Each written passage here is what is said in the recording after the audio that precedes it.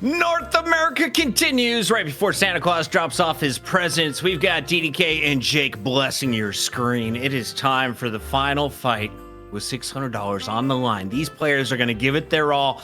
And DDK, we might see some more Wraith and Victor tonight. Maybe. But there's, it's interesting because the meta looks a lot different than Europe. So anything is possible. Like we even saw Mo. We might see, we saw Dynamo get banned. We might see a McGinnis. Krill made it in despite the allegations. Will McGinnis make it through? We're going to find out. Jake, we got Melee Creeps versus Bunny with Clock, and we all know the Bunny with Clock by now. So let's reintroduce our returning champions. The Melee Creeps, aka Catsuit people, have been dominant. Saya, John, Ido, DMB, Scout, and Fishcake started as a joke. John didn't want to play seriously. Ido didn't want to play seriously. We made them do it, and they have found great success. I mean, this is just that team now that has become storied in NA. They're clearly on top of the region. They've been defeating all comers. And Bunny with Clock, they've tried many times, but really sometimes feels like this team, Melee Creeps, are just playing with the house cash, just unstoppable in these crucial matches. They're just coming fresh off of victory, their first place there in the Death Slam Invitational. So that's a big win, a nice feather in their cap. Defeating Abrahams, I mean, it was on NA ping, but still, big win for them, and one that only instills confidence going into this match. And I mean, that last game was solid for Bunny with Clock. Like they definitely had the win locked in there, especially we got toward that late game. But I don't know that they were put to the same challenge that Melee Creeps is going to put against them here in this money match. Yeah, DDK, last week, Saya joined us in the winner's circle. We got to interview him. The man has a LAN center basically inside his house. He's just fully decked out to play video games all day, every day. And it's been showing in his hero pool. Do you have a favorite character you want to see Saya bring out tonight in the NA final? To be honest, I'm open to seeing anything at this point. Fuck it. I think Saya is such a good player that I'm always interested to see the versatility that can be brought. And I think there's a lot of versatility that's possible with this lineup overall as well, because, I say that, but John's going to get Geist, probably. And you're just only going to see one Geist. I actually think that is the biggest consideration for his opponents, is what John plays, because he's become such a terrorist on like anything that he is deciding, because he gets fed completely. And that's kind of the strategy the team has been running, is give John one of these like hyper carries and just feed him as much as possible. So that's where I would put the focus. Well, I want to see the side of McGinnis, man. I want to see the McGinnis more. All right, I'm down. I'm down. We've got Gibbs, Aiden the Destroyer, Tanner, Cool Cheese, Arthur, and Pashi Pop. Does Aiden get his Vindicta this game, or does he still get the respect ban from his opponents? It was nice on the pocket, in the last game, and has looked great on the Mina as well. And so the thing about Aiden, I think a lot of people are banning the Vindicta away because it's probably the most meta of the three heroes, but that strategy doesn't seem to work that well against Bunny with Clock, because Aiden just goes to something else and still looks great. I mean, if he's got the pocket, like comfortable and looking solid, it feels like, what else can this guy play? I mean, he really has a lot of potential to play a lot of these high mobility nuking characters. And so I think this might be the day for Aiden to get a proper Vindicta game, but we're going to have to see what the priorities end up being, because Bunny with Clock already, the draft we saw last game was actually pretty different from what they played in the past, right? Running the Victor instead of the Abrams, the Wraith instead of the Mirage, Arctic on the Shiv, instead of the more conventional gun carry. And so I'm curious to see if the patch has maybe shaken up not just the meta, but also how these two teams play against one another. Did they do a bonus head-to-head? Do we have another Mo 1v1? Or this is statistics. Sorry. This makes way more sense, Solomon. All right, DDK, as you said, there's a bit of a pattern developing here, and if you're a betting man, the universe is telling you this is going to a game 3, right? I wouldn't be so confident. Maybe. I think, I'm kind of with Jake. I mean, obviously with the patch, maybe shaking some things up here or there, you never know, but I do feel like Melee Creeps are looking better and better every week, and I don't know what will slow them down. I do feel like there's been a problem in the draft. I think that's been something that BWC haven't been able to overcome yet, is drafting against Melee Creeps. Chat, do you believe in history in the making to close out 2025? Can Melee Creeps go back-to-back 2-0s? Or is this going to another game 3? Will we have a new champion? Let us know as the draft kicks off. We send it over to the experts. And so melee creeps, when we saw them in the Deathslam Invitational, they were perma first banning Doorman against Abrahams. They were saying, you know what, get this character out of our game. We don't want to deal with the Doorman. There's way too many shenanigans to deal with. But this is NA, so I'm really curious to see if that shifts at all, and it will just be an opening ban on the Aiden Vindicta, man. People just will not let him get this hero. That's nasty work for melee creeps. Yeah. At least Aiden. I think we talked about this maybe a couple weeks ago, but yeah, Aiden is kind of forced to evolve because of that evolutionary pressure of never being able to play Vindicta in these matches. He's created too much respect, and the answer is to create too much respect on something else, so how they have to ban that instead. But there you go. We get the John Geist targeted ban. So now I'm super curious the path this will take, but it does give melee creeps the first pick. What are we standing around for? Okay.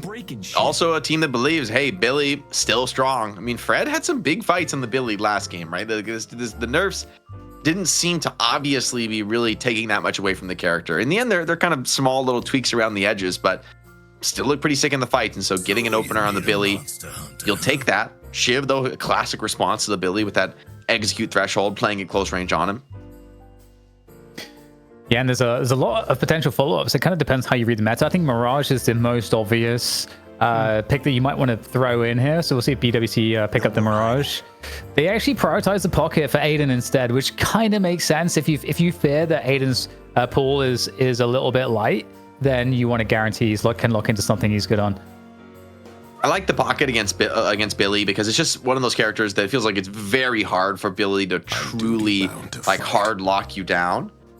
But melee creeps grab the John Warden. That's going to be a very comfortable pickup for them. They've already got the Billy, so they can pull you in, start the fight that way. And then when John hits that glass cannon lucky shot power spike, you were in real trouble if you're on the other side of that gun. So Doorman as well. So melee creeps kind of getting, I think, everything they want here in this opening 3. Yeah, we went through this with Europe as well.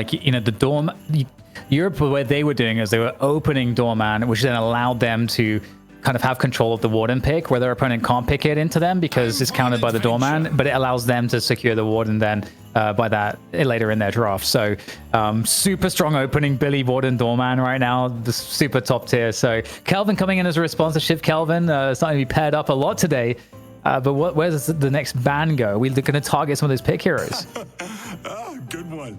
Taking away the Lash could make sense this game because, Shiv's a hero I think that really likes to just be in the mix and doesn't necessarily want to be worried about getting Lash ulted, and you're not going to be spending too much time off the ground, so you're pretty vulnerable to getting big nukes coming in from Lash that end up just bleeding you out with bloodletting. Melee creeps are going to take away the Victor, which I think makes a ton of sense because Tanner had a crazy start last game with that and could have, and still ended up having a huge impact in the game, being a front line that the enemy just couldn't quite break through. By taking away that Victor, hey, if you kill something, it's dead, right? There's no killing it twice here unless Rejuves come into play.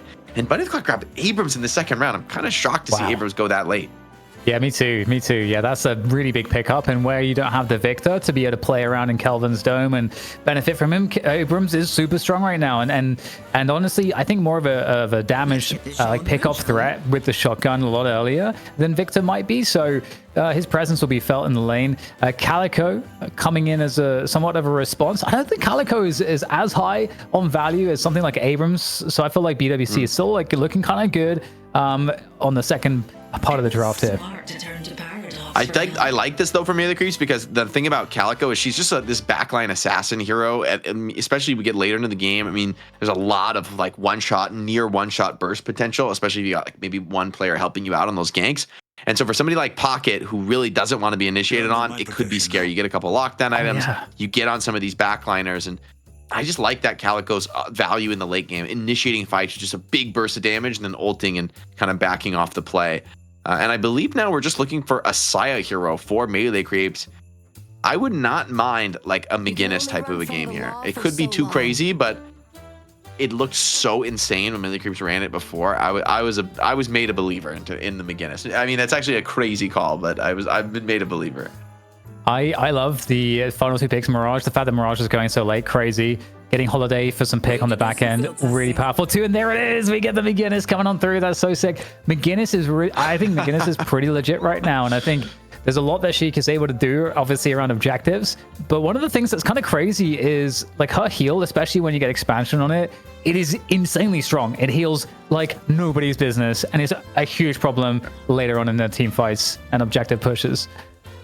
Yeah, I think this character actually looks so sick. I think the lane is arguably pretty hard to like win your lane against some of the strong laners. However, if they don't kill you pretty quick, at some point you start getting like a few of these debuff purple items online, and your turrets are just absolutely hell to deal with in the lane. And you just present so many problems. And when your teammates are positioned around you, trying to go on this Maginnis, you think, oh, let's just kill this annoying Maginnis, and it ends up just becoming a quagmire. You end up overextended.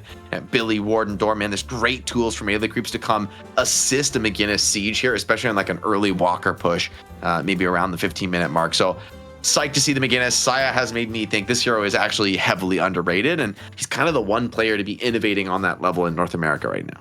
Jack, can we get a McWinnis in the chat? Here we go. It's Melee Creeps. It's Bunny with Clock. Game number 1. We got a Billy, a Warden, and a Doorman. I don't know if that's the first 3 you want. Instead, they go Shiv, Pocket, Kelvin. DDK, final answers. Who won the draft? Ooh, it's actually an interesting one. I'm like, this is a tough one. I'm kind of leaning Bunny with Clock. I think Bunny with Clock, but it's kind of close. Yeah.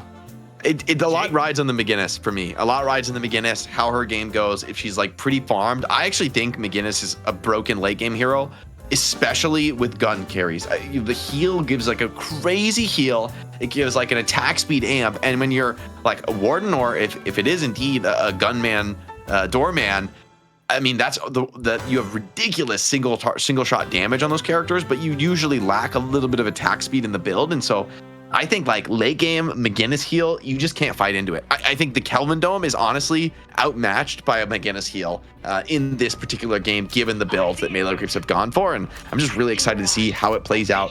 But the Clock have great mobility and pick potential though. So if Abrams and Holiday can really mix it up, then maybe this Maginnis just can't quite get the setup she's hoping for. There's like a lot of different ways you can kind of play the Maginnis, like in terms of the build. The build is really important. So, because some people might try to rush the Tesla bullets if you want to just be able to farm really heavily. Or you might try to be more of a balanced Maginnis, and maybe you want to go like 75% gun, 25% turrets. Like there's a lot of different ways to look at it. But one thing I will say, Jake, is that a problem that you have to solve with all of the builds with Maginnis is the movement, because that's like Maginnis' major weakness. Is she's very slow moving around. So people often will get like you can often get like the fleet foot as well as is it Heroic Aura? I always forget. Yeah, Heroic Aura is a big buy. Because it gives the crazy stat buff to your turrets. Honestly, by the way, Dan, this is the hardest pushing lane in the entire game. This is one of the only lanes of Warden Maginnis that can take a Guardian in like the first few minutes of the game without really overforcing it. And so, I mean, the Guardians have a crazy level of resistance right now. It like feels insane. But look at this. Every wave is just hard crashing on the tower. And I mean, this is Pocket Holiday. This is a very, very bad deep pushing lane. Like, at this rate, that this Guardian is down in like 3 more waves. I mean, like it's so early, but this is truly a crazy lane to play against. And I think honestly, Bunny with Clock put the wrong heroes into this matchup. I don't think that they have the tools to clear these waves. Yeah, and to that effect, we're seeing the focus on the wall first, which allows obviously to get these like focused like clears on the waves where the opponents can't do anything to keep it pushed, and then obviously the heal comes next. So the turret's not really making too much of an appearance. And there's another wall, and okay. And the other thing, Maginnis gets the buff on gun damage if you get the wall up against an opponent. So we're already getting the opening kills here. That's the TP with the cloak. Is he able to get out of there? Ooh, there is the slide coming on through. The damage is limited at this point with the Maginnis, but looks like Pocket might be able to juke out of that one. Gibbs though is able to find fish cake, and so Shiv Kelvin finding profit on the other side of the map. He invested a lot into one lane, but this is another one that could end up being a little bit punished. Counterpunch from Scout though puts a little bit of nice damage onto Gibbs, sends him back towards his own tower. And Ido as well has roamed into this lane, so they're just leaving John to solo farm in the mid. Pocket getting a nice little clear on this creep wave though. That's a crucial step to be finding. Like early creep wave clears is what you need to deal with this Maginnis Warden pressure. As they're both low, they're gonna back off and just heal up. I mean, that Guardian is half HP. Like pretty serious damage has been dealt. Okay, so super interesting game, honestly.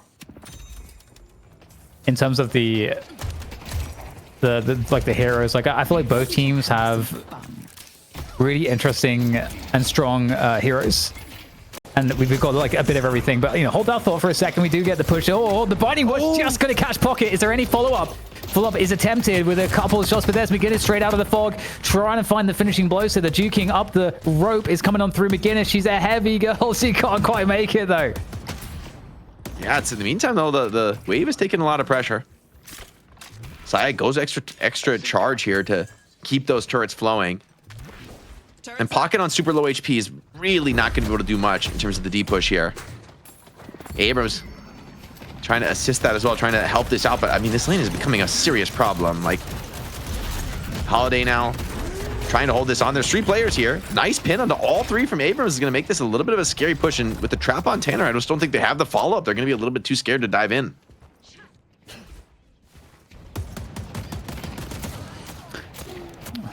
So monster rounds extra charge, get the extra turret, extra creep damage to keep the lanes pushed. Oh, McGinnis in trouble. In a lot of trouble here. Nice moves though. And he sells the wall. Hold on, this could end up being a little bit of an overextension, but he can't quite get over the pot, and that's enough. The overload on the side lane finds value, shutting down this McGinnis at a crucial moment in the game. Idol finds Arctic though, and the overload on the other side of the map, even the Shiv Kelvin lane taking some deaths. I think one of the interesting things with McGinnis too is that if you don't end up going more of a gun opening build, and you're more of a rounded build, it's very hard to farm the jungle with McGinnis without like the Tesla bullets or whatever gun items you might have to kind of give you that extra damage or like some clear on the jungle. So really curious again to like check in with that as the game progresses to see which direction Sire's going to take it, because you know, like you're saying, Jake, there's a lot of approaches that you can take with the McGinnis, and Sire seems to be one of the only people doing it at the moment at this level. And that tower could be already going down. Attempt here on the life of Arctic in the side lane on the Shiv. Ido comes in, puts a bit of burst damage in, but yeah, Shiv Kelvin just shrugged that one off with a little bit of heals as well. They're putting their own work in as far as that tower damage goes. Ido more than happy to just clear the wave, and side lane pressure now coming in on to DMB, but he's forced to ult, and maybe that's going to be all of the trade. Hold on, he jumped off the zip. Great connection here with the wall. Gets that trap, but surely McGinnis pulled too deep. Just barely the lasso ends to get Saya out of trouble. And now the big question for Saya, what's his next move? All right, you've opened the Guardian up. Sure, pretty standard start. But it's 6 minutes. Surely you would not push a Walker at 6 minutes, Dan. Surely that's crazy. The thing is, what's really funny is it's actually doable with McGinnis. As long as you put enough behind it, it is definitely doable. And the interesting thing is, like, you know, the other team has to respond with something. So you can create this kind of interesting situation where do they respond with too much, and are you able to balance it by kind of falling off at the right times, you know, so that you can get like this like positive trade in terms of the positioning on the map, like the overall macro. The interesting stuff with McGinnis, but back into a big skirmish here on the left side. Yeah, Shiv tanking through it. Execute comes in, but it's a little bit too high on the threshold there. Scout lives through it. The follow-up's good. Shiv needs some kills, needs to find some heal brain procs here to really get that value. Calico looking to finish one off, has some skills coming up online, but as the dust clears a little bit, find another clock, find 2, and maybe get away scot-free there. So Shiv really costing the blood price there for the opponent. Finally, here comes Ido trying to overwhelm. Has a lot of damage down to the Shiv, and the bloodletting is going to be enough to tick out Arctic.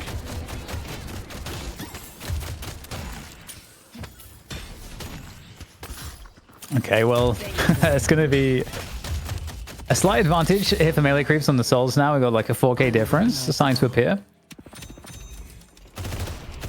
And DMB on this warden is going to be really scary. We didn't actually... Did we mention that John John's playing the doorman? I'm not sure that we did. Yeah, DMB warden, John on the gunman. I mean, talk about scary. John John's been silently farming in the mid lane for the entire game. He's not really going to participate for a while, but at some point in this game, it is going to become a real problem when he starts slinging the artillery shells. Meanwhile, real problems. Fishcake running at them, absolutely fearless on this Billy. Parries start coming through. Arctic finds some, and Gibbs and Arctic are just throwing haymakers here. A quick double parry. Is that going to be enough for Billy to get the extra health online? Maybe just enough to get him out of trouble, but oh, Kelvin turns it right around. Gibbs with the rebuttal as well. So many rebuttal investments in this game. Shiv wants to chase this down. Has that heal bane. Kill will get him that nice 275 health and maybe finally enough to drop this Guardian. Big work as well for BWC. That's going to even things up. But Ido's going to come in here for harass, but he gets stuck in the Kelvin dome. That's a problem. Another parry coming on through. He got the parry proc on the creep, so he could parry again there. Really nice from Ido. They do get this Guardian down, but here comes the pushback. Billy's in, trying to clean up Arctic on the Shiv. And Arctic seems to be caught dead to rights here. Trying to do what damage he can and started to turn this one around. Another parry misses, though, and surely that's enough. Man, this rebuttal, you got to be sweating the risk of the parry here. I think this is a great investment against the Billy, but I think Fishcake has learned his lesson. Yeah, is it just Gibbs who has the rebuttal? Who else has it? Is I think Arctic and Gibbs both have it. This is like a very hard... I mean, this is... I guess you're up against Billy, right? Yeah. There you go. You got to get it done. You got to punish those quick melees. Arcane Surge. Always a nice buy for Kelvin, but Kelvin doesn't really want to be alone in the side lane. He kind of wants to get into some more fights, bring a farmer here, so... See if they group up with Arctic or just let Arctic get that solo farm. The Guardian taken. As, contest here on the doubles. Right now, this is just a big double steal. And John's here to bail him out. Saya's getting so low, really taking the risk here, but with that Doorman door, they're out of trouble, and that's a full double steal here at the 8-minute. I mean, that's a pretty big net worth swing, although a couple players very low. There could be some punishment if Scout and Saya get found. Okay, stuck in the closet. With Billy. They parry him instant here. Oh my god. And the rebuttals worth their weight in gold here. I mean, this lane has been an absolute bar brawl. Back and forth, constantly the entire game. Oh, what a sick parry here. Okay, Arctic's actually starting to put in that work. A couple parries back to back. Ido just has to back off with the return to shadows. Yeah, really fast reactions there on that parry.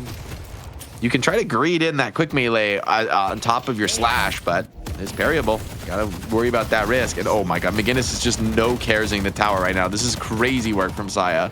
But no execute on Shiv, so maybe you're just not scared right now. And I mean, this is such a forced push, but McGinnis is just asserting her will on the match. She will not be denied. That is a crazy push. Just diving under the T1 on low HP against Shiv. Still gets it done, and oh my god, they're gonna keep going. This is too much, Dan. The full debuff turrets is just crushing through the bases now. Yeah, that's the value on McGinnis. You got to get it done. Yeah, it really is. He's got suppressor, and I forget the other one's called. Mystic Slow and suppressor. Mystic Slow. You get hit by the turrets, you're just in the bog, man. You do not want to be fighting those. And everybody goes monster rounds. And then like the first level of the ult as well, the barrage is going to give 25% slow too, so you basically won't be able to actually move at all in quicksand. Yeah, it's seriously any sort of fight. Meanwhile, DMB's farming up an absolute storm here. 13k on the Warden. Fishcake and Ido just playing the tempo game, right? Showing up to every fight. Saya and Scout doing the same. I mean, this team has really developed this really powerful division of roles where everyone knows exactly what they're supposed to do. Everyone is playing their role in the game, and it's really showing incredible effectiveness. I mean, John has shown up a couple times here to get some valuable doors off here and there, but for the most part, he's just gotten further and further ahead of the game. Could be a fight that brings some of those cores, though, into the mid lane. It's a very deep affliction here from Bachipop. Getting a tower back, which is nice. Here's McGinnis stuck in. Okay, yeah, okay, locking down McGinnis. No escape. It's gonna feel good to finally be able to take down this absolute threat. DMB and Fishcake trying to chase it down. A kill into Abrams would be a great consolation prize. Exactly what you're looking to find here. What a private dick. And you did lose some couple supports, but these are some very low net worth supports. It's not the worst thing in the world giving some kills over to your cores. As Ido doing his best on low net worth here to just defend the Walker. Aiden on this Mirage really putting the pressure on. CC finds John. Okay, that's a high impact kill, right? John's just been trying to farm it up this game, and for him to get caught and killed is really going to slow down his pattern. Okay, BWC actually taking the lead here, 4k advantage. So despite the some of the work by McGinnis, we don't have any walkers down just yet. And you know, it's going to be interesting to see how Sai looks in that mid to late game. Like, what, because with McGinnis, you know, obviously you kind of set up and can fortify positions to fight at, pull back onto, and to push with. And so a lot of the team has to obviously be kind of working around the McGinnis and that great strength and utility. So I'm really curious what that's going to look like here, because Bunny Clock in a commanding position are about to be looking to potentially skirmish. They have found their way into the enemy jungle. They're attracting some attention here, and there is that attention. It's going to be a chase down. The wall comes on through. It's going to sky isolating one. I don't think there's any escape here for what a wall. Yeah, for Gibbs. Just perfect from Saya. Absolutely traps Kelvin. And without Kelvin now, maybe some of these tankier frontliners become opportunities for a kill. You're trying to trade with Ido in the mid lane, but yeah, I think Arctic recognizes the collapse is coming in here. Has to just fall back and yield a bit of that map control. Melee creeps. Pretty much an even soul situation, though. They haven't been able to really tempo down any major objectives, right? We saw the Guardian push, sure, was great with the McGinnis. But now, time to just farm, get a little bit more online. DMB getting a side large camp is a pretty big win, though, for the Warden at this stage. I mean, Warden is getting problematic. Warden 17k, you know, I feel like it's when you start getting into those 6k gun items, this build really comes online. The Vamp Burst, the Glass Cannon, like an early Glass Cannon is a huge risk, but hey, if you get a few kills, get some of the stacks up, you just hit such a ridiculous level of gun damage. And Aiden goes down, traded out for Ido. It's a nice find on the other side of the map. Gets sent over the railing as well. This Arctic. Pressure on that left Walker as the right side Walker is going to be gone. I don't know. Or actually, no, it's just Paradox here. Oh, no, actually, Paradox has DMB's owning this one. He does get afflicted, but surely this is enough. Walker down. DMB continuing this fight incredibly low, trying to fight into the affliction.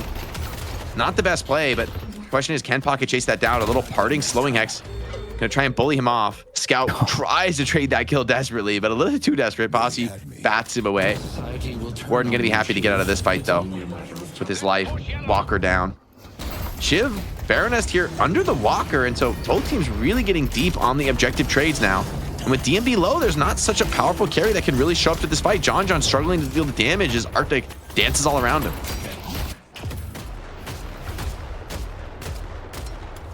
Yeah, that fight on the left side really is a huge one. McGinnis, Saya stolen away the urn, looking to carry that one across. Neutral drop off this time around. Ido under the tower, getting very, very weak. Able to slash his way back and to the base. But in the meantime, BWC are in a prime position right now to take down this Walker. I don't think there's anything contesting this at this point. And also, they need to... Well, actually, they're going to fall off. They're actually falling off. Interesting. The urn is making its way up too. Yeah, DMB, I think, off map is just a little bit too scary, right? You know, he happens to be farming on the other side jungle, but they don't know that for sure. They're maybe worried about a Warden coming in with the ult and just bringing the hammer down. As now Urn being contested, Bunny with Clock still a little bit low on a few players after that big fight around the enemy Walker. So now expecting to see a fight really get going. A catch on the holiday is exactly what you want. Beautiful find by Scout. Initiating on the initiator from Bunny with Clock. Cool Cheese on just a sliver of HP. And the pressure is going to be enough to get not only the Urn dunk, but DMB finds Poshmark. But at the same time, is DMB being swarmed? No, he's doing the swarming. He's killing. He's the one punishing, despite it being on the enemy side of the map. As now Mirage trying to get a punish, trying to trade a Walker, but great defense from Fishcake, just bullies him back.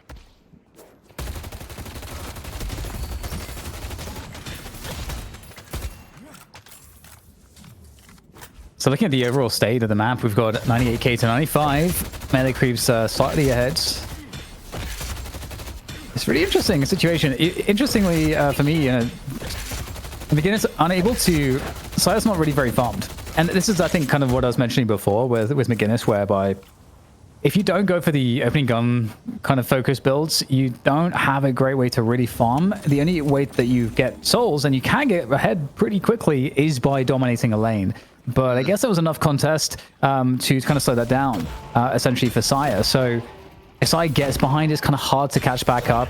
We'll have to check back in on his items at some point to see if he's got the items to do it, or if it's going to be more of an objective lane focus McGinnis. I mean, from what I've seen from Sai's build, typically he doesn't mind being low eco because he's mostly just there to buff up his teammates and provide value to them. So it's more like the healing tempo item and, you know, getting a bit of AoE on the heal where he already does a lot of debuffs with the turrets. And honestly, that's, for me, is kind of the purpose of the build so far is, pocket, out of the frying pan, into the fire, here comes Scout. Just immediately waiting for a beautiful swap, reads the kite out from Pashi, and without the pocket, a team fight feels pretty risky. That's a big part of your damage now on grouped up opponents, and melee creeps starting to run the map. Let's take out Abrams. Yeah, Poshy had Affliction ready to go as well, so that's an insane find. I totally agree.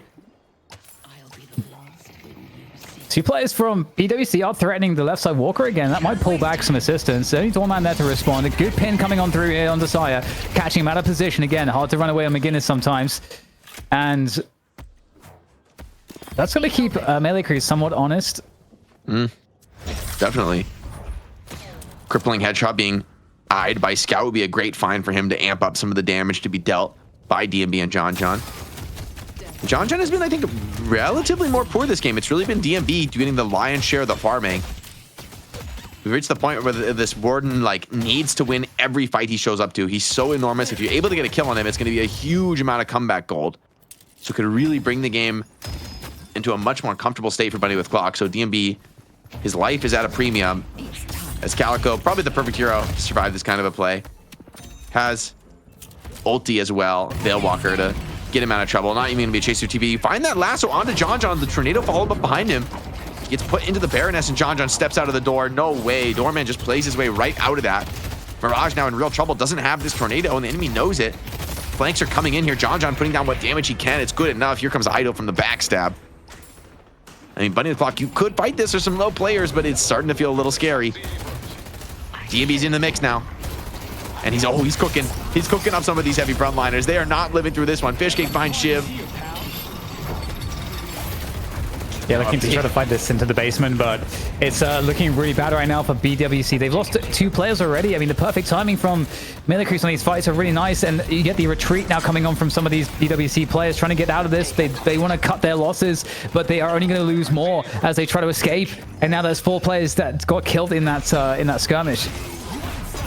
Oh, and he just barely snatches the movement buff away before Abrams could do it. He's trying. Yeah, Tanner was trying to take that movement buff as the last act of his life.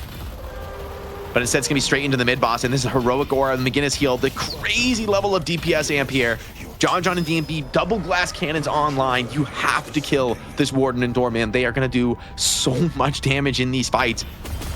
But it's looking like a bit of a struggle. I mean, DMB just didn't even drop low that fight. It was completely out of control. Crippling online for Scout. It's going to shred off a lot of these resistances.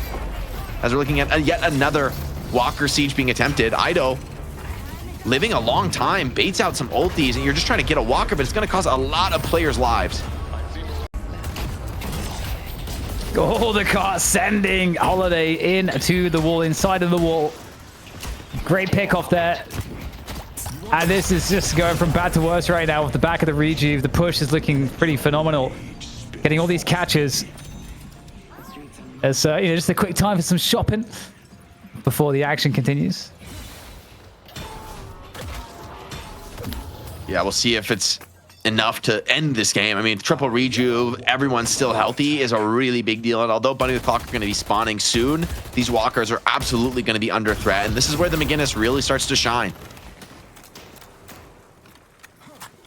So 2 Walkers. Melee creeps have their eyes on. Oh my god, it's absolutely so desperate there for Tanner. And the rest of the team have to fall back. There's no affliction. That, I mean, it's just been popped. How many players did he get? It's got like 3, 4 players. That's actually a good affliction. That's going to slow things down. But everyone's just going to recover. They have to go. You don't have to go back to base, Jake, when you got the healing. From the McGinnis board. heal. I mean, the healing tempo is this is really the power peak. Honestly, this build is max online. John John's getting almost a max heal from this. And I feel like this is the point in the game where this is the power spike for melee creeps. If you can hold this Bunny with Clock, you could get back into the game. But honestly, I mean, look at this damage. Just the lucky shot plus glass cannon. He's also got the spirit resilience to be just a little bit tankier here. And he's just going to be cleaving through your objectives with ease. Little catches being attempted in the mid lane, but it's actually Gibbs dropping first. Fishcake looking to find those chain connections. You get pulled in here, you are in a world of hurt. McGinnis with the ulti layered over the top, and you just can't fight into this Bunny with Clock. Looking on and hoping they can find something, anything, but there's nothing to be had. Melee Creeps taking it all. GG! Starting to look that way, Puckett. Oh man, it's so rough as well. Now the siege onto the base. Again, like you said, you got that McGinnis in there with all the util. I wonder if we'll get Echo Shards coming online as well to just like spam even more turrets. That starts to get really obnoxious as well. But hey, there's not going to be too much time for this because we're going to get rid of both the shrines. And in fact, they've still got 3 Rejuve crystals. They can just send this all the way. Yeah, see if they want to back out. They've got the door to reset here up to the high ground. Really nice position for that one. They're going to go back and just clear the base, though. I mean, they've got waves pushing on the other lanes. This is a smart play. Curious how much time is up on the Rejuve if you have enough time to go for another solid push. I mean, I'd say you got all the ultimates you need. Vamp Burst on DMP. I mean, why wait? It feels like unless his Rejuve is just seconds away from expiring, I think the timer could be getting close. I see the enemy. I see paradox. Here we go. One last hurrah, perhaps. In for a big old fight. And everything gets dropped here. The Affliction, everything is in there. DMB, though, annihilating everybody in the dome. They're doing their best to try to survive here. Bunny with Clock here. They're doing a decent job, but it's just so difficult. The Rejuve's coming online. Still one left here to go to replenish the life of one player for Melee Creeps, but they still have yet to use it because Bunny with Clock, all of their players are falling. Look at the damage output from the Warden. It's unshakable, indomitable. He's got at this point in the game, man. Runs through them. I didn't see him go down below max HP in that team fight. And GGs are called. Last hurrah for Bunny with Clock. They're going to be going down 1-0 to open up this series. And Melee Crepes just slow and steady wins the race, right? Everybody coming online. DMB with an absurd farm game. The rest of the team being very active and like forcing a ton of these fights. And you just reach this point where DMB's so far ahead of the game, it feels like you add a healing tempo McGinnis on top of that. You just can't oppose this Warden. I mean, when he shows up, he wins the fight. And Bunny the Clock tried to play around it. They tried to kite him away and, you know, fight where he wasn't, but it was just such a heavy challenge considering the mobility and the catch on the rest of the cast. So really well executed strat from Melee Creeps, making the McGinnis work, sending us to a 1-0 advantage in the series. And Bunny the Clock, a lot of questions to answer as we go deeper into this one. Hey, DDK, guess what the McGinnis win rate is here on Night Shift? 100%. 100% is correct, my friend. Saya busting her out twice. She is now 2-0 as we take a look. For anyone who doesn't know what McGinnis does, she does more than heal, right? Yeah, she builds these beautiful walls, trapping people in the turrets, of course. That's kind of the star of the show. You build these little turrets. They're pretty easy to kill. They're not too tanky. They don't do too much damage, but you start stacking them up. You put them in your heal. You give them some buffs with Heroic Aura. You have them applying all these debuffs on the enemy, and suddenly the enemy's just caught in a bog trying to fight the McGinnis turrets. What do I need to make sure they don't get? The Warden, the Billy, or the Doorman next, DDK? It's I guess Poison. Yeah, it's rough because you can't let them get guys. Like you can't let them get guys. I think the mistake here is if you're gonna do the opening they did, you need to take away Doorman if they don't first pick it, so that at least if they lock in the Warden, you have somewhat of a counter to just take him out the fight potentially. It's Warden in a grand final with another 9-kill streak. This time, DMB at the helm, nearly 40,000 souls. He drops 10 kills to his 1 death with 11 assists, 32,000 objective damage along the way. If you're looking to build like him, is this a default build, Jake? Anything you can learn from this man's game? I will say that the Glass Cannon, Lucky Shot, Vamp Burst is kind of the meta build. We've seen a lot on Doorman. Otherwise, you have some Shred and a bunch of mobility items. So just incredible gun damage, all in, focus on that. Your ultimate is nice, it helps out, makes you a little bit more tanky, but in the end, you're not reliant on it when you go this gun build. You can stay active on the map, you can stay making plays, even if that ultimate's on cooldown. So I think this is definitely a great build for folks at home to try out. I will say the Glass Cannon, you may want to be a little bit more cautious than that risky. In the pubs. You might want to be a little bit more safe in your item build. Maybe go for a crippling or you know, a point blank, something of that nature that's a little bit more comfortable. But DMB risks it all, and it looks insanely good this match. That's a disgusting objective damage. 32k is absolutely unreal in this game. Melee Creeps are now 1 game away from earning your NA crown. Bunny with Clock not out of it, though. It's a best of 3, so they could come back and win the next 2. We're going to a break. When we come back, could be the final fight of Night Shift 2025. And we're back, everybody. What's up? We got TDK and Jake ready to go for what could be the final fight of 2025. We're in the NA Grand Finals, and Melee Creeps have gone toe-to-toe with Bunny with Clock for the last 5 weeks. This one could go to a game 3 if they play with their food. They've done it in the past, but Jake, you don't think that's happening tonight?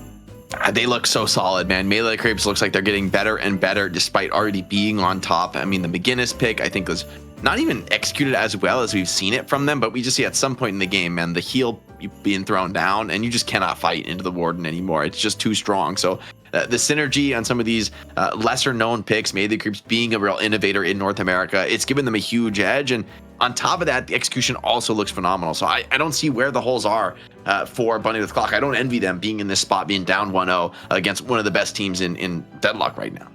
TDK, as we come to a close on the year, what is the one character that both regions agree on? Because I feel like EU and NA don't always run the same starting lineup.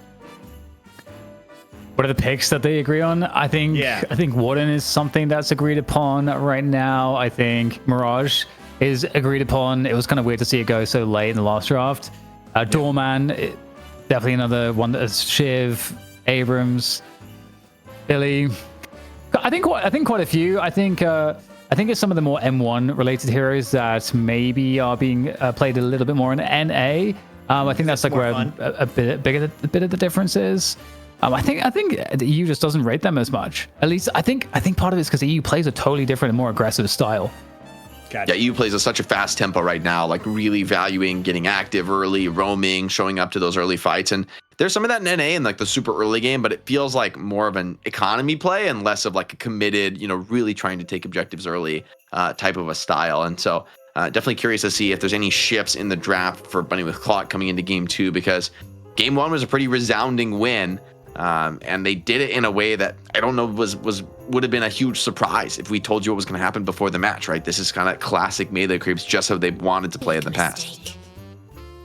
Jerks, let him play Vindicta. I'm out of here. I want to see the Aiden Vin at this point. Like he gets banned way too much. But I mean, Vin is good and he's amazing at it, so I understand. But it is a bit of a shame. Someday it's going to come back out. Someday someone's going to let Bunny with Clock get Aiden on the Vindicta.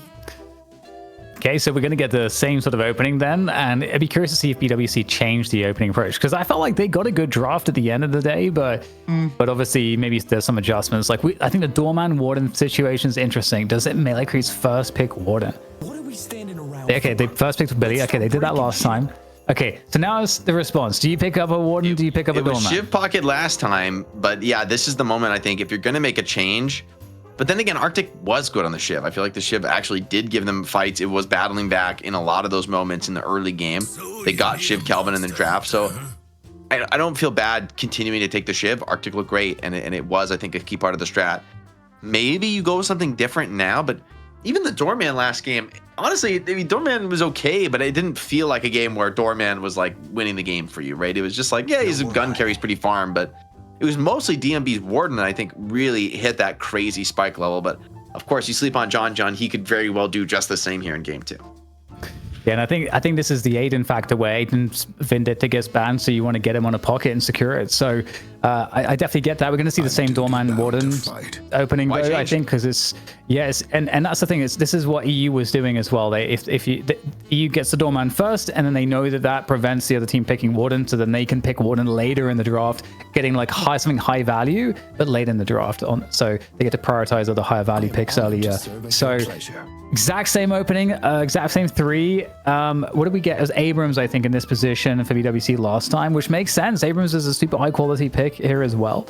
I think it's like Abrams, Kelvin are the next 2 that they took last time. And yeah, I mean, maybe you could argue, look, it's not a draft issue, but okay, they are going to change up. This time it's going to be the Victor. And okay, I see the vision here.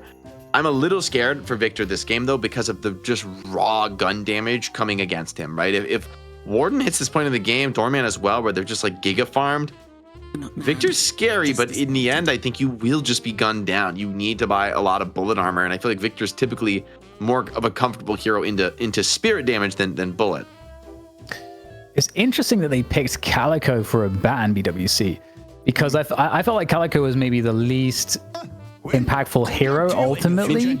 I do have in a the game lot plan. of damage last game, like deceptively. He's like low eco on the Calico and not looking super scary, but it's actually doing a lot of damage and maybe being annoying on some of your backliners. So maybe this lets things be a little bit more comfortable, especially as regards like scouting and just knowing where the fight's coming from. And this is gonna be the big change up. Okay, it's gonna be Paige and Victor. So I don't know what's the lane combo gonna be. Maybe Paige Shiv still feels like more comfortable, but already Bunny with Clock showing us a different look and one that does present more problems. The idea is if you want to run over a front line, this is about as hard of a front line to do that against as any, but Lash to melee creeps is a really nice find.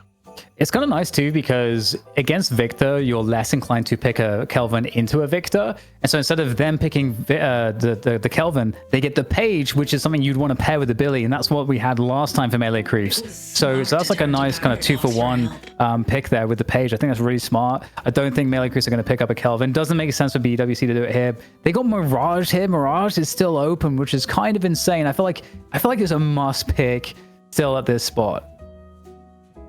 Yeah, I'm surprised Mirage has gotten this deep in the draft. I mean, neither team is prioing it. In fairness, I guess you have the Victor who can eat a lot of farm, and maybe the Mirage just didn't feel so powerful last game, but we have seen Mirage look really good today. So super curious to see what the final picks of the draft are going to be for both teams. I do feel like Bunny with Clock, they're missing like a hard left clicker, and hey, they get the Mirage in 12th slot. I guess you're not mad at that. Yeah, I think it's overall a pretty nice lineup for BWC. Some nice adjustments. I think yeah, the Victor Page I think is really interesting. I feel like it does help to make their lineup a bit stronger. Do we get the McGinnis at the end again? No. Okay, so they totally switch it up. It's going to be a Lash Paradox Viscous finisher. So interesting. There's a lot of setup pieces for melee creeps. Are they playing with their food? Are they doing it again, Jake? I mean, they could be, but I actually think they have great early tempo and roaming. Like, I feel like this is a very straightforward draft for me from the other creeps. You've got Billy, Warden, Doorman are heroes that want to sit in the lane and soak a bunch of farm. And you got Lash, Paradox, and Viscous. They're heroes that want to leave lane, do boxes, and get active. So actually, I think melee creeps have set themselves up for a very explosive early game and maybe a faster tempo style than what they brought in the last map of the series. Victor is back in. We got a Lash on the other side. We haven't seen a lot of winning Lashes in North America. Maybe tonight is the night for the melee creeps.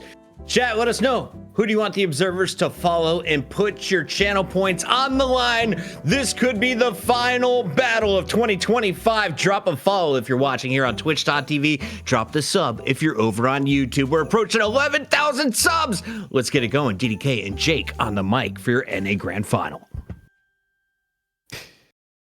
Who do you feel like won the draft here, Jake? Because I feel like, again, we're in a spot where both drafts are strong, and I couldn't really say that either draft to me is lacking anything, any aspect of the game. Yeah. I actually think Bunny with Clock, I don't think they've been out drafted in these series. I think it's more of an execution question, and melee creeps just playing on a really high level in NA right now. Speaking of lanes, by the way, I love this Doorman. Even though it's a gun Doorman, most likely, yeah, it's John, so it's almost certainly going to be really like a hard farming Doorman. The Paradox Doorman lane just on level 1 before you've even committed to any kind of item build is so much poke damage. And so it's going to be hard for Posture Pop to really get any kind of lane prio against this. Okay, well, we're going to see how it plays out here. Gibbs on the Page. I love it. I think that was probably the smartest adjustment, just to get the Page and the Victor. I really am so interested to see how well Tana can do here. Obviously, we saw a good Victor performance in that first game, in the Challenger match from Tana. So looking to see another one of those. And again, the fact that Pochi pops on the Mirage, I have a lot more confidence with their ability to get a lot of value out of the Mirage with this lineup. So I think Pochi Pop, he could be a really big problem if he's allowed to kind of get ahead. His power spikes can be pretty enormous, and especially with some of the pickoff and also the tankiness, the front line of the Victor and Shiv is nice. There's a lot of space that Pochi Pop should have to work with because of the rest of the lineup. Yeah, definitely a lot to be had as we build towards those items in the late game. I am, though, going to bring in ZP for a few minutes as I go to feed my dog and let him pee. It's Christmas spirit, you know, gotta be a good pet owner, and I'll be back in a few minutes, Dan. All right, okay.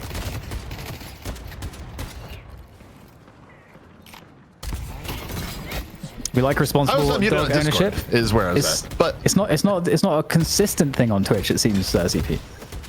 no, not at all. But also sometimes I was saying, Dan, sometimes you wonder who owns who in this case, where the dog is the one actually running Jake's life. He just doesn't realize it. You're just But when you bring cuteness to the household, who can complain?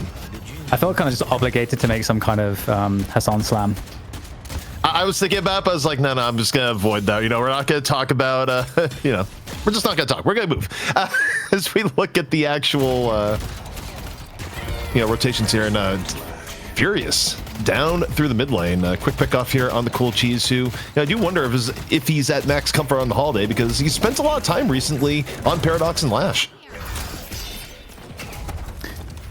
All right, so just checking out these lanes. I mean, in fact, actually, you know, ZP, what's your reaction to the draft, actually? So, you know, you're just jumping in now.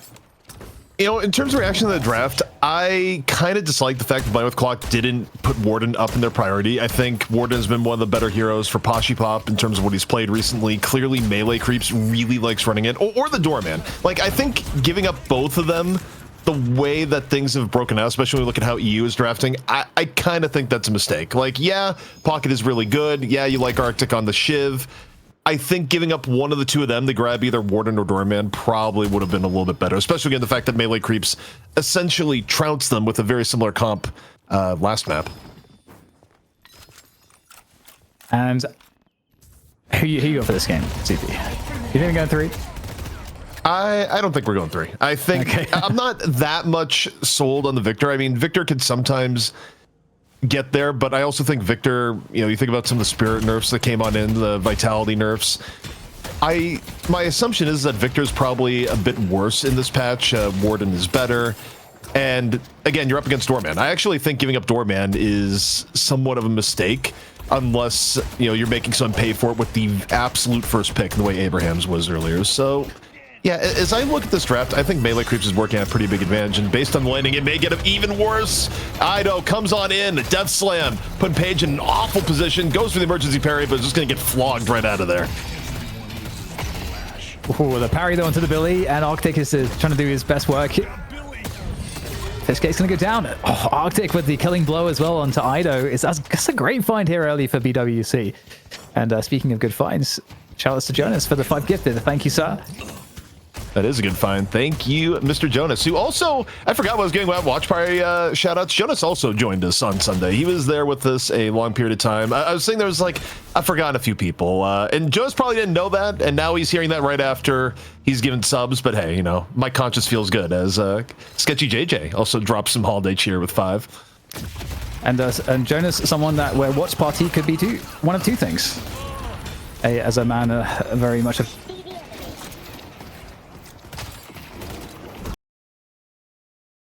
frozen a little bit. Yeah, I was gonna say, is that my end or is that it? Yeah, no. I was saying there's like, all right, Dan, keep talking. I'll wait for my feed to come back, but I think our feed is back for real this time around. So I'll take it. But yeah, 22K to 22K. Bunny with Clock off some of the recent fights, able to bring things back around. Arctic picking up one off in the sideline.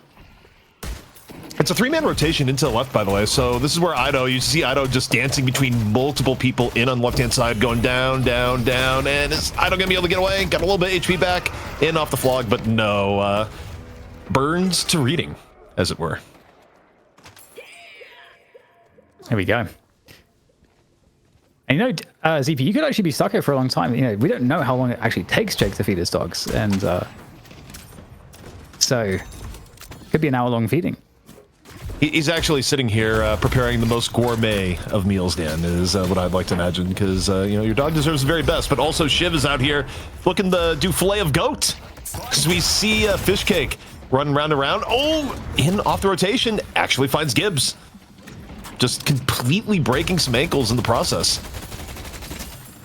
Yeah, really nice find along the side there of Page, and now the push on to the BWC Guardian is looking to follow this as well. They've got 3 players on lane, so at this time you'd expect them to might as well just try to hammer down this Guardian. So some decent resists, I guess, at just under 7 minutes. And here comes the Page, but I don't know. Okay, there comes the captivating read. We've got the dragons flying out as well. Do we have the Page online? No, it's not. So there's nothing else to throw at this here, as there is a huge fight for this one. Melee creeps are sending it all the way through. Nice parry there. Oh my god, is Billy going to get this away? Absolutely not. The buckshot from a distance there is going to come on through. Arctic having a great opening so far. Another killing blow. There is the dash as well, and he's going to finish off Scout. This is a great start for BWC, with Arctic's performance at least. Yeah, I mean, Gibbs right there is a sacrifice to let Arctic just get 2 down. And remember, solo kills give you a lot right now. That's big money. But of course, right now, we're taking a look at Warden right now under a bit of pressure. Has come into the lane. See how this one goes. Eats a barrel to the face. And for now, is just trying to give a little bit of room to this Guardian on the right-hand side. Sees Victor in a bit of danger.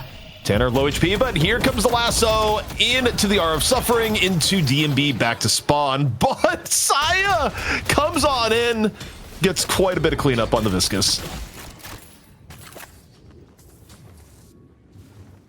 All right, so pretty even as we get to the 8-minute mark. The Sinner's sacrifices, Sinner's sacrifice Sai has been spawned. What's the correct plural here? All right, 40k to 38k. Also, wait, what does that mean? I was sitting here for something. We have a golden Kappa train on Twitch right now. Okay, so Solomon doesn't know what a golden Kappa train is either. I was sitting there, like, all right, he's got the explanation, and no explanation. Apparently, it is a hype train, though. I don't know if it's holiday related or not, but we have the 3-man rotation into middle. We'll see if Paige is caught once again. Yeah, she's caught.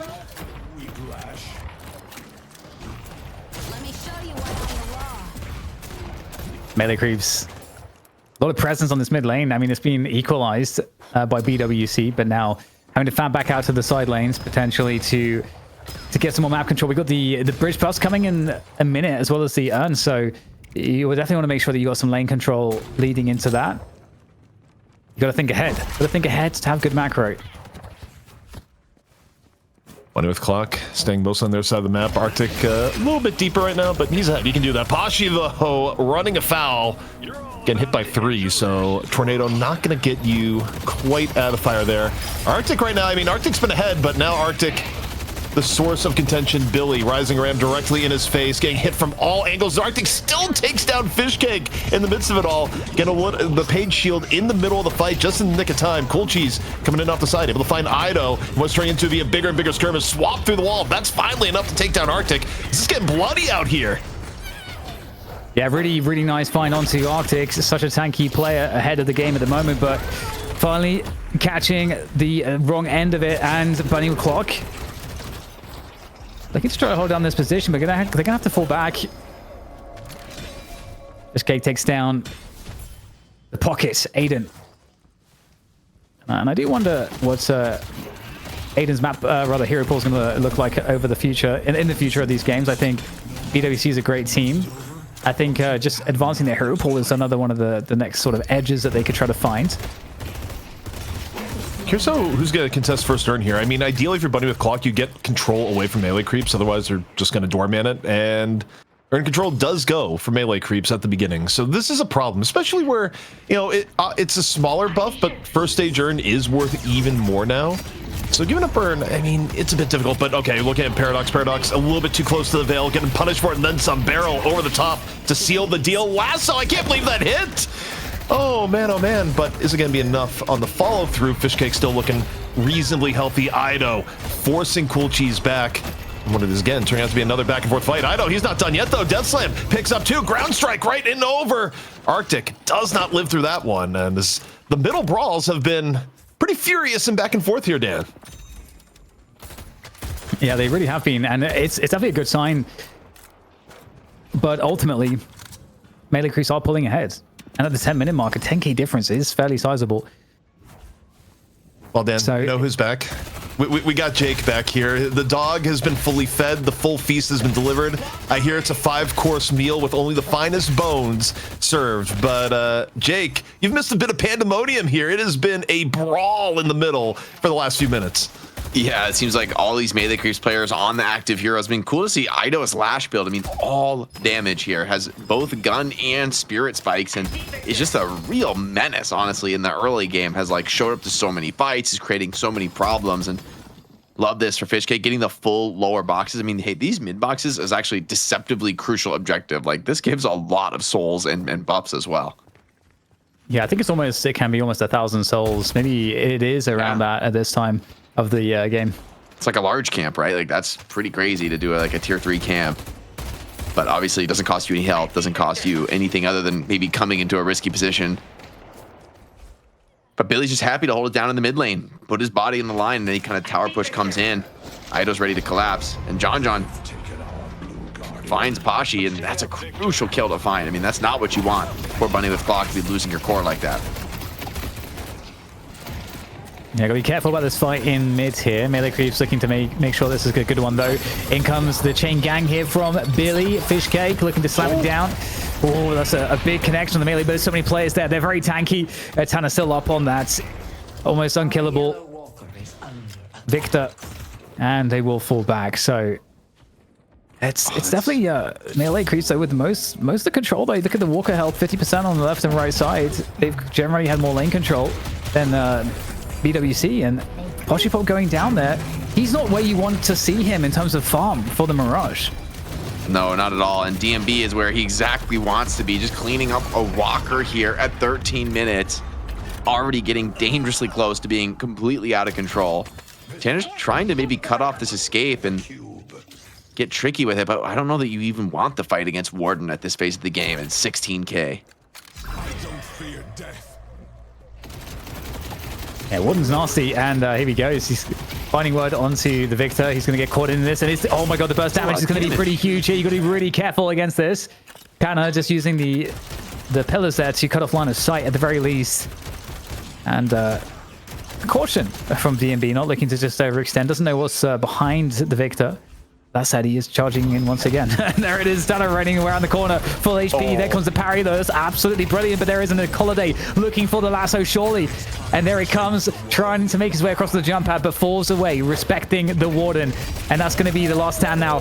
That's going to force them forwards here. Melee Creeps into the fight.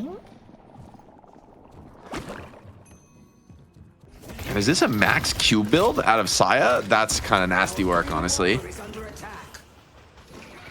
Max Q is a big deal this game. The debuff purge and a much shorter cooldown is going to be tons of saves, allowing Viscous to really make a difference and let DMB Fishcake to really push the limits. It's John, though, pulling ahead into the overall soul lead in the game, though. 19k on the Gunman. And remember, I mean, he's had some crazy games on this Gunman. Last game maybe wasn't the best, but this is one that's shaping up to be a real heavy hitter. I see Victor. Oh, snap. We got a 10 gifted? Hello? Mobundo. Hello. Hello. I got you, Dan. You hear me? Yeah. No, I was just being weird and British, just saying hello, just for no reason. Just like, getting the kisses, hello. Much love. I'm just confusing you though. This is great. Big 10 gifted, little holiday cheer as we. This is our Christmas episode, Dan. This is what we've come to. That's what we've been waiting Christmas on the 17th. We're true Americans, Holiday decoration. The Christmas trees come up right as we take the pumpkins down. You know what I'm saying? It's the day after Halloween. You put the Christmas decorations up in America. True. Absolutely true. Got the tree immediately after Halloween. Okay, well, 14k deficit for Bunny with Clock at the moment, and being threatened there by melee creeps. It is a comeback earn though for Bunny with Clock, so that's actually quite helpful for them. We'll see if they can find a way to get their hands on it, though. They're going to look to close the distance for the fight, but the lasso comes on through. Nice catch onto the Paradox. Scout, though, able to dash jump his way out of that fight into the safety of the Walker. And Fishcake starting to punish. Has found one already, but in the Clock, lasso didn't get any kills. Big grab here. It's going to be one, just a Holiday, but that's going to be good enough. You'd love to shut down this key initiator. Cool Cheese hits the deck. Glass Cannon purchased now from John John. Love to get into the fight and get some of these finishing blows, get some stacks online. Both of the damage carries finish Glass Cannon within 5 seconds of each other. This fight could get messy. All right, well, they will retreat. That urn is going to be carried across. This is such a big pickup. It's such a big pickup if it can be secured for Bunny with Clock. They're going to do everything they can to just make sure that this is a safe one. Here they come now. Oh, so irritating. The puddle punch there. Yeah, this is such a problem. Oh my God, stop, please. Have mercy. No, not the ball. Oh God. Oh my God, this is so annoying. He's making so much. They're taking mid boss. Like every time you pick up this urn and try to deposit again, is the clock runs down. And now the rejuve's dropping. You're not going to be there in time. Lash trying to get this secure. Parries in over the top. Hold on, it's getting crazy now. Everyone's getting parried. No one can get the crystals. Three going Bunny with Clock. Melee creeps. They get all 3. They get all rejuve crystals. That's unbelievable there. BWC, they're trying to make everything they can in this fight. They get there a little bit late, but they are there with everything that counts, with the full steal, the full triple steal, and then cleaning up the kills on the way out as well. 3 kills. They've got a couple players quite low, but they're all alive. It looked like a key affliction coming in from Aiden there to make that one possible. And now, after this, Jake, there's a huge opportunity for a turnaround. That is so bad. It literally doesn't get worse than that. Both your carries by Glass Cannon, they're instantly ganked. They lose all 3 crystals. I mean, it's honestly, I think the game is basically even, actually. I would call the game even at this state. So, I mean, that was a huge lead that Melee Creeps just threw away. They thought they could get cheeky, delay the urn for long enough with Saya, do the mid boss at the same time with their Glass Cans, but they just didn't quite have the DPS to get there in time. The punish was good, and I believe it was Arctic with some very sick parries to keep that fight going. John John, though, he's out here slinging heat on the doorman with his gun.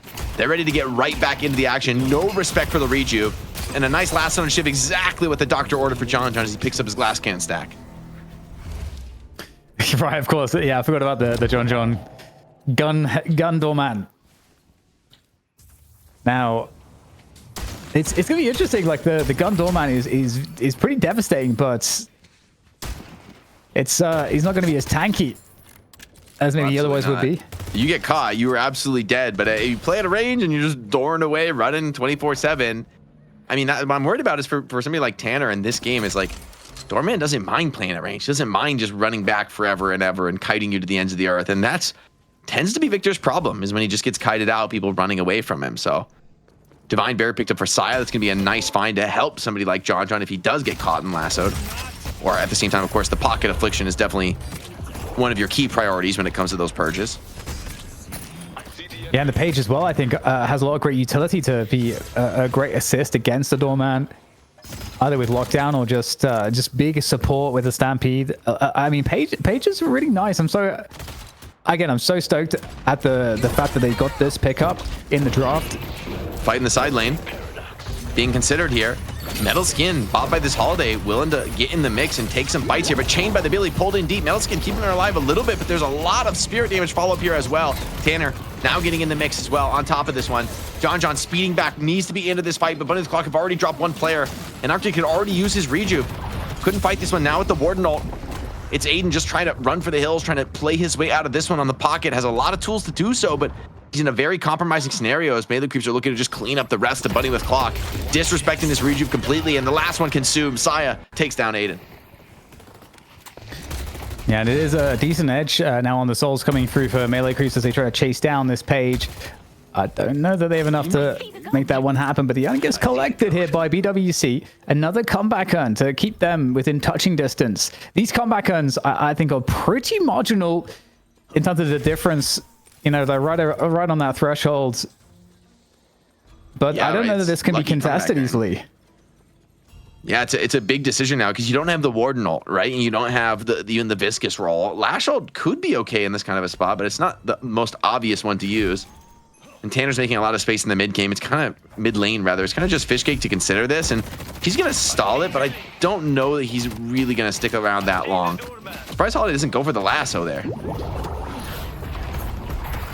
Well, and the punches are proven to be annoying, though, proven to be a little bit problematic for this Mirage.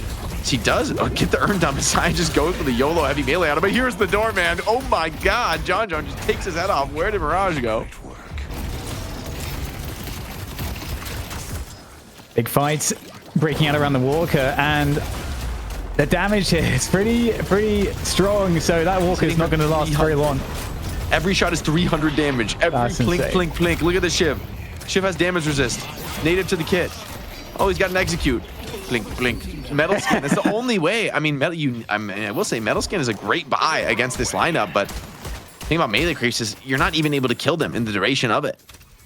4 stacks. That's a big. I mean, this is crazy DPS. He's not only got bonkers weapon damage, but also a lot of fire rate. And I mean, look how fast he clears the jungle. Like this character is problematic, and there's like not a single jungle creep left on the bunny with clock side of the map. John steals all those last hits right out from under Pocket's nose. Good luck last hitting against a 300 damage Doorman. It's crazy. It's kind of like having just the Drifter's ability with the glass cannon as well. Oh my god, it's disgusting. Yeah, this seems like the power spike here might be unrecoverable for BWC. I'm not sure exactly what like we said before, they need to get the pick on him. Yeah, but it's so hard because now you have Saya behind with not only Cube, which is just the strongest save in the game, but also Divine Barrier, punches, and then Lash also creating all these problems. So it's a full court press for Melee Creeps. I mean, so many problems to deal with. They do throw away one brutal fight around mid, but honestly, Melee Creeps are just right back into the action. They aren't letting that affect them whatsoever.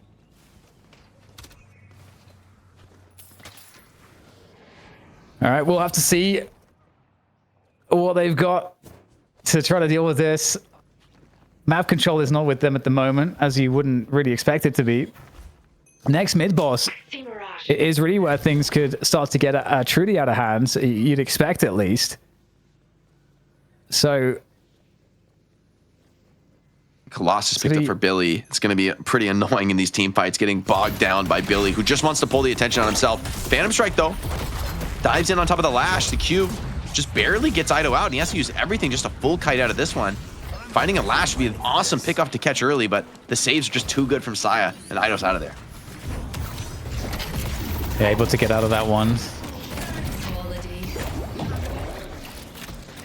Another big fight coming on through here. An attempt at least here. BWC need to be very cautious here. Try to retreat from this. They've already lost Tanner, one of the big meat shields in front of everything. There's just too much damage output. They need to get out of this fight, and they're trying to get out of this fight as best as they can, but the chase down is real at the moment. And this is so painful. Metal Skin's coming on through, but look how fast he dies still. Yikes. I mean, this is even without 90% of the damage from this Warden and Doorman, which is all gone. I mean, they popped the Metal Skins, but that keeps you alive for just, what, a few seconds? It doesn't help you get the kills. It doesn't help you keep this fight going. And sadly, the Shrines cannot buy Metal Skin. No. They might just end here. I don't know that they need to leave. It'd be risky. I mean, Mirage is making a little bit of space, but he's getting ganked now by the Billy. Mirage needs to make it back out of this one. Fishcake going to be happy to just get that base defense, keeping the base Guardians alive. And with mid-boss up, some questions now. What do you go for first? What's the prio? Killing the Pocket would be a nice one to find, but will you be doing that alone, DMB? And I think he's going to think better of that play. It's so crazy, man. John John's a problem on 3 separate heroes. I mean, maybe Bebop's not in meta anymore, but like Bebop, Geist, and Doorman are 3. The fact that he just plays them in such a way as he does here is really scary. Obviously, I mean, he can play an insane Warden as well, but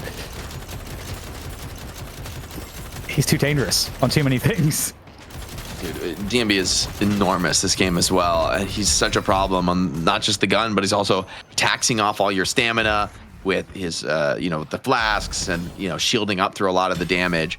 Such a hard player to trade against. And this is, I would say this is a comp that you're very vulnerable to Metal Skin. It's a really sick buy against you, but they're just not caring. They're just not respecting it. And Bunny the Clock are lacking the punchback to really cause problems in the duration of those skills, which is exactly what they need to do. In the duration of Metal Skin, make some plays. And they're the ones actually forcing mid-boss. Bunny the Clock, crazy work here as Cool Cheese just absolutely deleted off the server combo from John and Ido. Yeah, this is the fight. You gotta, at least if the Rejuve crystals drop, you gotta try to get rid of them, but they can't even survive before in fact, it's gonna be a pull off completely from the mid boss here, turning the attention to BWC and getting all the kills at this point. And Arctic might actually have a good fight here against the Lash. This 1v1 is not bad, but in comes the Death Slam, and this is still a hard fight for the Lash. I mean, the killing blow, there it is. And I mean, that's little consolation when your entire team has been wiped off the face of the map. And now the mid boss and all the rejuves will go to melee creeps. And with this, they should be DMB's able ending. to close out. DMB's in the base. He's not waiting. He's going straight for the jugular here. And I don't know that Arctic can win this 1v1. Their player's down. Yeah, I don't think he can. Yeah, he just can't stand. Somebody has to, but it's not enough. And DMB's ending this one, finishing it off in style. 40k on the Warden. Back-to-back destruction. Gun Warden and Melee Creeps will end 2025 as your NA Night Shift champions, putting a bow on it. All the rejuves in the back pocket, didn't need it. Saya, John, Ido, DMB, Scout, and Fishcake are your best team in North America for 2025. The Melee Creeps walk away with another clean 2-0. DDK, I saw a lot that I liked. Saya can play anything. He can always help out his squad. John may be the flashiest though. Is he the sexiest player in North America gameplay-wise to watch? Or who did you enjoy tonight? Yeah, I mean, it's hard not to just love how John plays the game. Obviously, we had Sire on the McGuinness, which was really a fun point as well, how that played out, and also just how it affected the macro. But yeah, I think this team, obviously, every player is great. But there is a lot of focus on John. He has the biggest aura on the team in terms of his presence in the server, and frankly, you know, it's so cool to see, you know, why his team trusts him with all these different roles, and the fact that he does builds and has popularized, I feel like, ways to play some of these heroes that no one else is doing, and he does it in a way that takes over games. So that's an impressive feat and something that I feel like has to make you a fan of him. Bunny with Clock falling short again in another championship match. They always put on a fun show for us. It wasn't enough tonight. I thought there was a chance for Poshi Pop's crew. Where do they need to improve, though, if they want to compete in 2026? I feel like it's a question now almost of creativity, of being willing to innovate and push the meta, because, you know, this double gun style, this is like a Melee Creeps invention. I feel like Saya bringing out the McGuinness at times, you know, playing the Viscous in like a heavy save style, like, they've been a team that's consistently innovated and shown their own look, their own read on the meta, not just tried to follow what's, you know, being played in EU or what's being played by other strong players. They've been a team on top that's continuing to push things forward. And I think to be able to defeat Melee Creeps, you're going to have a better read in the meta. You're going to have to find something more innovative and get ahead of them when it comes to that kind of preparing for what's next, and not, rather than setting the meta, actually just, you know, getting ahead of it, you know, being the team to decide what that is. And it's a tough test. It's an easy thing to say, very, very hard thing to do, especially in a game like Deadlock. Dan, it's been a fun 19 weeks here on the Night Shift. We have been rocking out every single Wednesday, and we've watched the evolution of NA Deadlock. What would you describe, how would you describe it right now? And for anyone who wants to get into it, what advice would you give them? Well, the NA Deadlock scene at the moment, I think, has a lot of really great players. Obviously, we have had some a much more stable scene at the top in terms of some of the teams, Melee Creeps now being the most stable of those. And it's a scene, I think, that has a lot of people that are out there looking to help you. And so if you want to get involved, definitely, you know, grind your way up in the matchmaking, be a nice person to play with, get in some of the Discords. You also make sure that you check out some of the pros content. People like Deathy, people like Poshi Pop, who are doing a lot of coaching on the Discords, and you can benefit from the content on the YouTube as well. A lot of resources to learn and a lot of, I think, ways to get involved if you're serious about trying to take part and get in there. Right? You know, there's the top of Eternus is definitely like a small amount of a pool of players. So immediately, if you manage to get into that pool of players, you're going to be able to kind of network pretty effectively with some really great Deadlockers. Jake, we have some awards to hand out here from the Melee Creeps. We've got to hand out our MVP and, of course, talk to our winners tonight. Who did you put your vote for? I feel like I would vote for DMB in this game. I just felt like this is two clinical farm carry games. He's out of control net worth wise. He's showing up to a ton of team fights, playing active relatively earlier in the game. So I just think DMB's been putting out a masterclass for how to take a lot of economy and actually put it to use and actually be a huge asset to the team. Not just get drop huge bags in the enemy jungle, but really winning decisive team fights, really pressing an advantage and closing out games. DMB just had a very sick read and has been an awesome player to watch both mechanically and strategically. Is there an item that you must buy? Is there a build that you must copy to find success right now, DDK, in the new meta? I don't know if there's anything specific. I think, to be honest, you can actually do a great job. But I mean, there's gonna be some trash builds on the builds library that's in the game. There's gonna be some trash ones, but there's also like a lot of good ones. You can often sort of just copy some of the ones that the pro players take. So if you watch Night Shift and you're familiar with who the pro players are, there's always the pro builds that they actually use, the good players. Or you can go on their streams and see what they're playing with and kind of copy from there as well. So there's a few different ways to kind of find legitimate builds if you already have no idea that are kind of current in the meta. All right, we have our MVP ready. Let's find out who June chose as our winner tonight. Who is the king of the highlights? It was DMB. Let's take a look at some of the best moments. Walk me through these, Jake. You were all kinds of excited for the guy with the whistle. I like playing a lot of the farming carry role in Deadlock. It's a lot of fun for me, playing other MOBAs as well. And DMB is just about as good as it gets right now on the Gun Warden. I got to give this build a try myself. You see he builds a lot of economy items early, the active reload and some, the bullet vest able to sustain through. And then at some point, kind of flips the switch, gets a couple mobility items, a little bit of shred. And then it's all about the 6K gun items, right? It's lucky shots, glass cannon. And despite the level of all-in damage commitment of the build, he still looks tanky in these fights. And I mean, in part, that's a testament to how well melee creeps play around these farm cores. But man, you just watch, you can't even really see the damage he's doing because the players he's shooting die so fast, their health bars aren't even obvious. Fantastic highlights once again coming from DMB. He's been on the night shift. He's been on the graveyard shift. If you haven't been a Patreon, make sure you sign up, subscribe, hit that follow button. We have more streams coming your way in 2026. Tonight, though, we close it out with the Great Warden highlights. DDK, what makes DMB so fun to watch as we take a look at his final numbers? Well, today he managed to get the kind of perma Warden role.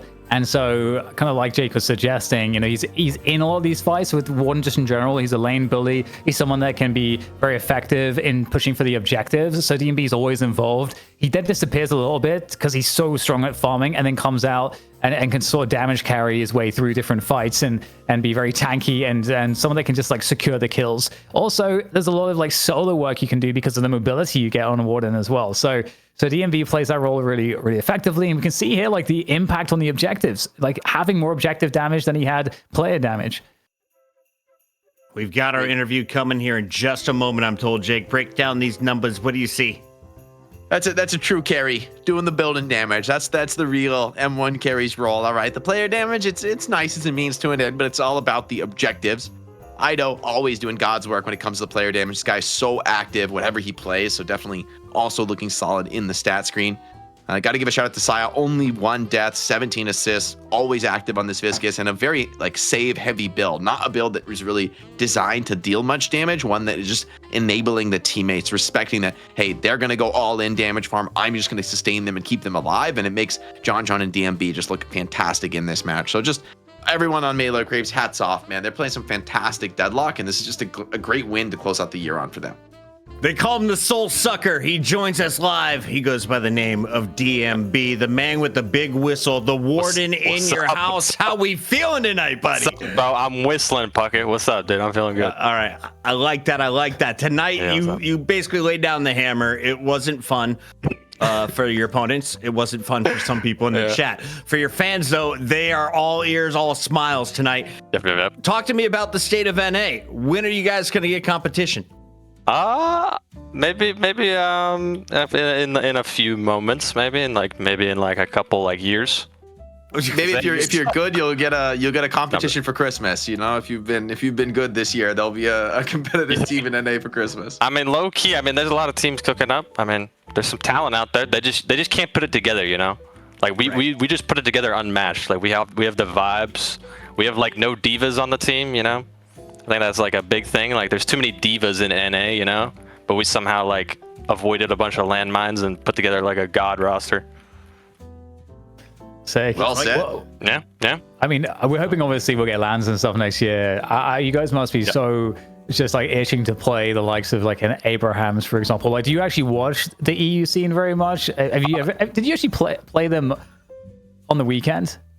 No, we've never scrimmed them with our team because we have people that like work too late, and they don't want to like scrim on the weekend. But I mean, I've always followed the EU scene since like a while now, at least like since like last year, probably like around like December. And I think they're good. I think they're really good. I play on their server and shit. I think their server is way better, like matchmaking wise. Like I think they have way better players, like fundamentally, that like actually like try and play the game to like win. In NA, you kind of have like too many like for fun players. No offense. There's a bunch of like landmine for fun players. Get the clip. But wait, what? They're playing for the clip. I get it. I mean, maybe I don't even think it's like streamers. Like I think the streamers are fine, but there's a lot of like just people that just like load up and probably like just smoke some fucking weed and they just like enjoy their time, which is fine, like you could like do that, which is all good. It's just like it's just not. It's a different kind of competitive experience, And you pull up in EU and like they're just like all try harding, which is like really fun. But I think they're really clean. Like for sure, their movement. They're like really good at movement, which like could be kind of gimmicky on this game because they're like always changing it, like every patch, the movement. But yeah, their movement's really good. Their parrying is really good too. Like that's what I noticed playing against them. They were like fucking nuts at the parry like melee metagame thing. Yeah. I love that you're giving such high praise to EU, and hopefully in the new year we'll get some cross-region rivalries brewing here. Talking about kind of North America, though, and what you hope to see, if you were given a special gift from the developers over at Deadlock, what would you ask Santa for? Infernus Revert buff. Just all the way back? How far back do we need to go? Maybe add back like his fucking charges, like supercharges on his dash. Like we need dash Infernus back, bro. Like we need like so I can just load up and also just be on weed, and just win. we need like a laid back carry.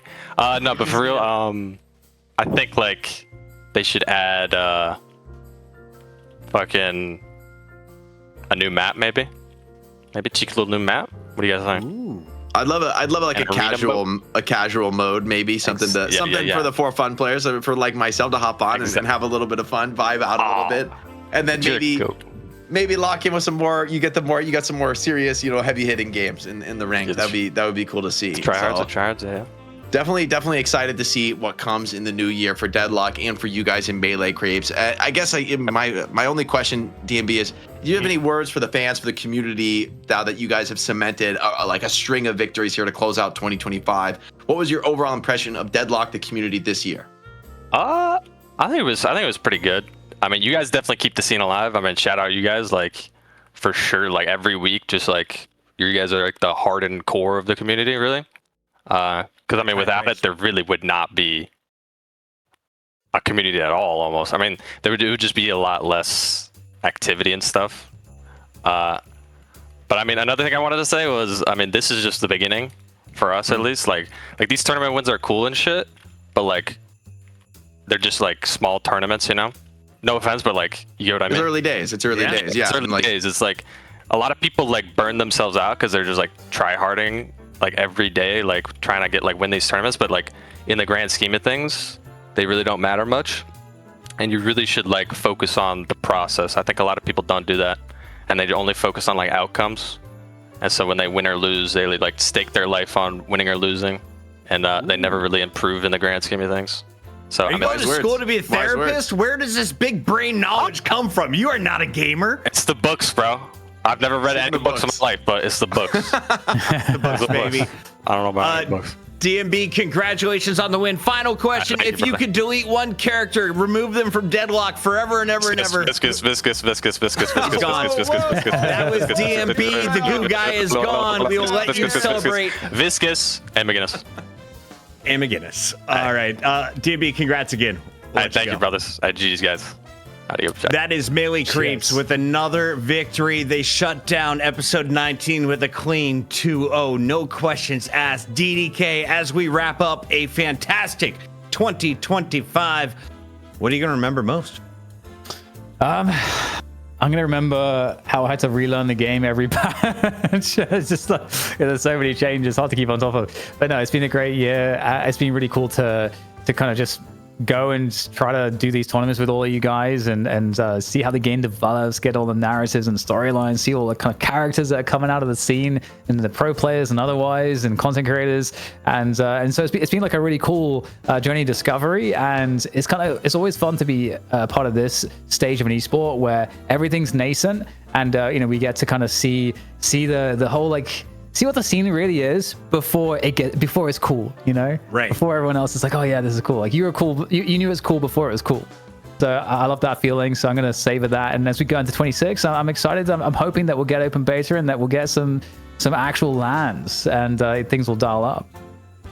Jake, ZP annoyed me about it, but you sold me on Deadlock while we were overseas. You said, this is my favorite game right now. What are you looking forward to exploring during the holiday break? When you're not on camera, this gives you more time to play, right? I'm trying to do the full Christmas tree this year. I'm trying to do the entire win one game with every single hero in Deadlock challenge, get that full stack Christmas ornament. I think that's gonna be a lot of fun. I've mostly just spammed the same heroes, trying to get better at the game, but honestly, this is a great opportunity to kind of settle down a little bit, like DMB was saying, play more for the improvement, more for the longer term, and get comfortable on other heroes. I already learned a couple characters, and I had a ton of fun doing it. And so I'm gonna lean into that this holiday season, the journey of discovery and just exploring a game that I've really fallen in love with here in Deadlock. You know what? I've really enjoyed just having a fun show to work on Wednesday. So shout out to the community for giving us a place to play. Shout out to the players for giving us content to show the world. And shout out to production behind the scenes. If you guys want to send a production Christmas gift, drop a sub, drop some love, drop a donation, whatever you want to do to support the channel. It goes directly into future shows. Jake is our CFO. He'll show you all the paperwork that makes all the sense. No and paperwork. If you want to sponsor any content in Twitch 2026, hit up Jake. He'll also point you to the right salesperson. He's an adult. ZP's an adult. DDK and I occasionally are, and Uber never is. On behalf of everyone behind the scenes, thank you all so much for watching. We'll catch you in 2026.